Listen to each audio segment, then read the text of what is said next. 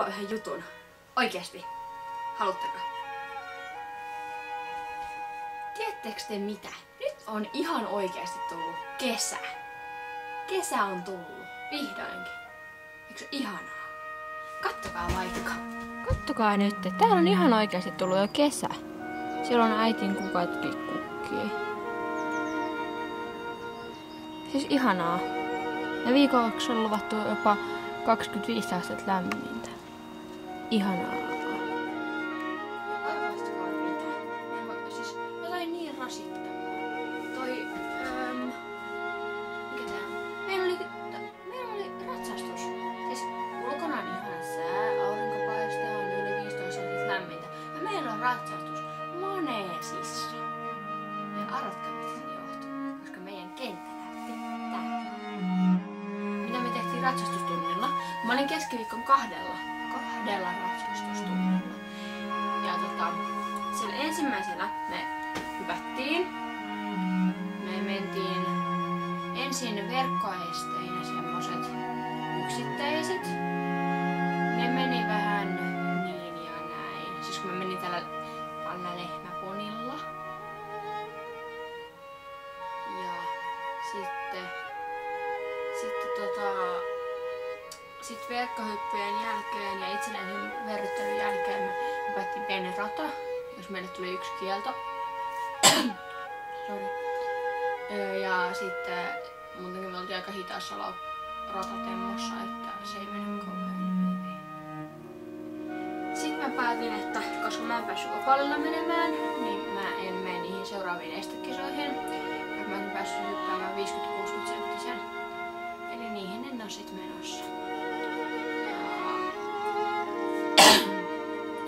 Sitten se seuraava tunti, se meni niin, että mä menin laralla, eli sillä aika vauhdikkaalla herkällä monilla. Se oli sennotunti. Ja me mentiin ympyrällä semmoista kevennettiin semmosen toisesta päästä ylhäällä olevan puomin yli. Ja sit me säädeltiin ravin kokoa ja meidän piti saada vuorotellen 2 ja 3 askelta tonne 2 puomin väliin. Ja sit me lopuksi hypättiin semmoista ristikkoa ympyrällä. Ja niin. Lara lähti vähän siinä lopussa käsistä ja sitten joudun ottaa sitä vähän takaisin välillä, koska olimme ihan myssyn hännessä kiinni.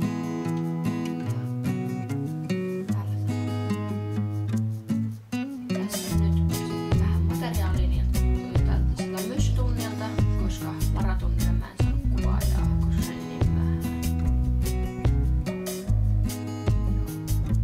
Moikka!